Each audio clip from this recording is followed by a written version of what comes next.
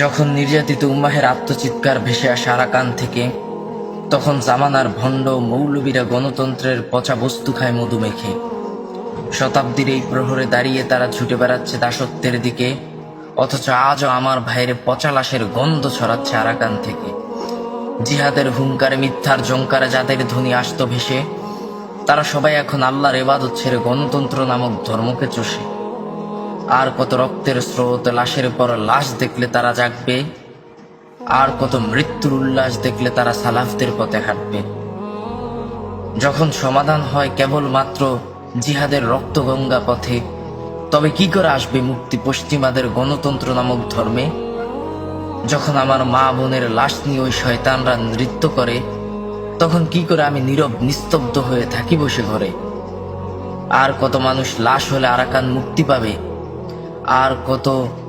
আর কত মা বোন ধর্ষিত হলে ওদের যৌন লালসা মিটে যাবে, আর কত মানুষের জীবন চলে গেলে এই উম্মাহ জাগবে, আর কত সন্তানের বুক শত্রুর ভুলেটে গর্ত হলে তারা লিখবে।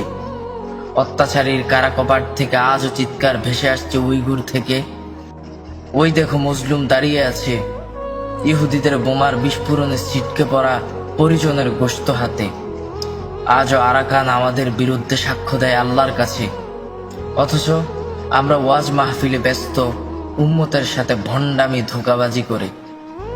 আরাকান আজ কেঁদে যাচ্ছে জালিমদের জুলুম অত্যাচারে। হতবাক আজ সারা দুনিয়া সুশীল মুনাফেক ভণ্ডদের দেখে। মিছিল হচ্ছে ফিলিস্তিন নিয়ে, আরাকানের জন্য নহে। আরাকান হয়তো অনেক দূর সুশীল আধুনিক ভণ্ড মৌলবীদের কাছে।